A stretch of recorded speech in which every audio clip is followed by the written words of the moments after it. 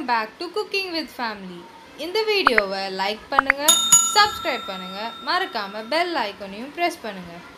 இன்னைக்கு நம்ம vegetable cutlet எப்படி செய்யறதுன்னு பார்க்கலாம். தேவையான பொருட்கள்: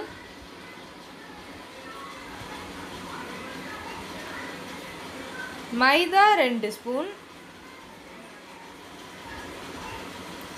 பிரெட் கிரம்ஸ் 1 கப், மஞ்சத்தூள் 1 ஸ்பூன், மிளகாய்த்தூள் 2 டீஸ்பூன், உப்பு தேவையான அளவு,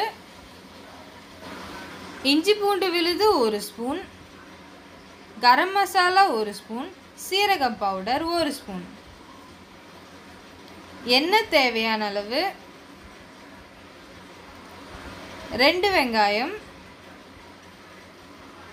உருளைக்கிழங்கு 4, கொத்தமல்லி கொஞ்சம், பச்சை மிளகாய் 1, பச்சை பட்டாணி 1 cup, beans 1 cup, carrot 1 cup. உருளைக்கிழங்கை வேக வச்சு எடுத்து ஒரு பாத்திரத்தில் போட்டு இந்த மாதிரி நல்லா நசுக்கிக்கலாம். ஒரு கடாயை எடுத்துட்டு அதில் ஒரு 2 டீஸ்பூன் எண்ணெய் சேர்த்துக்கலாம். எண்ணெய் காஞ்சிருச்சு. நம்ம கட் பண்ணி வச்சுருக்க வெங்காயத்தையும் சேர்த்துப்போம்.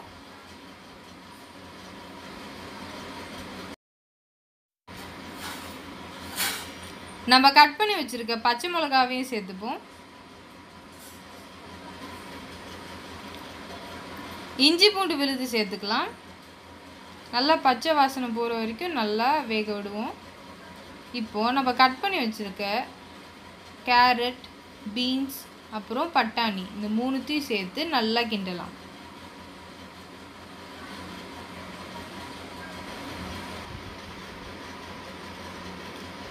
நம்ம எடுத்து வச்சுருக்க உப்பு, மிளகாய்த்தூள், அப்புறம் மஞ்சத்தூள் 3த்தையும் சேர்த்துக்கிறேன். இந்த மாதிரி நல்லா மிக்ஸ் பண்ணிக்கலாம். இப்போது கரம் மசாலாவும் சீரகம் பவுடரையும் சேர்த்து நல்லா மிக்ஸ் பண்ணிக்கலாம். ஒரு 10 to 15 மினிட்ஸ்க்கு அப்புறம் நம்ம இந்த நசுக்கி வச்ச உருளைக்கிழங்கை சேர்த்துப்போம்.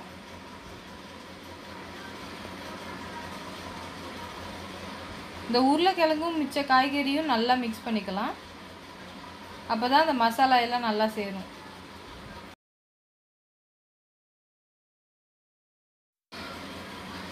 கடைசியாக கொத்தமல்லி சேர்த்துப்போம். இதை நல்லா மிக்ஸ் பண்ணி வச்சுருவோம். இப்போ நம்ம கட்லெட்கான இந்த காய்கறி மிக்சர் ரெடி ஆயிடுச்சு.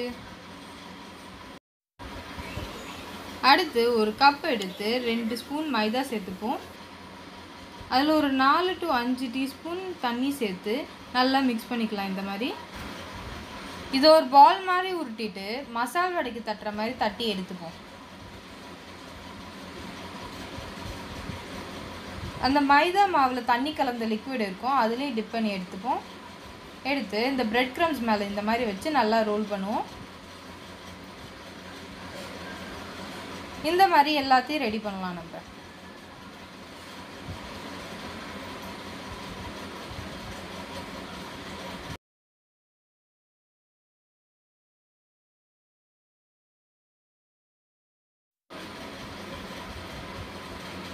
இப்போ நம்ம கட்லெட் ஃப்ரை பண்ண ரெடியாக இருக்குது. ஒரு பேன் இல்லை கடாய் எடுத்து ஒரு 6 to 8 டீஸ்பூன் எண்ணெய் ஊற்றிக்கலாம். எண்ணெய் நல்லா சூடு ஏறினதுக்கப்புறமா நம்ம கட்லெட்டை ஒன்று ஒன்றா இதில் சேர்த்து நல்லா மீடியம் ஃப்ளேமில் ஃப்ரை பண்ணி எடுத்துடலாம். இப்போ நல்லா வெந்துருச்சு.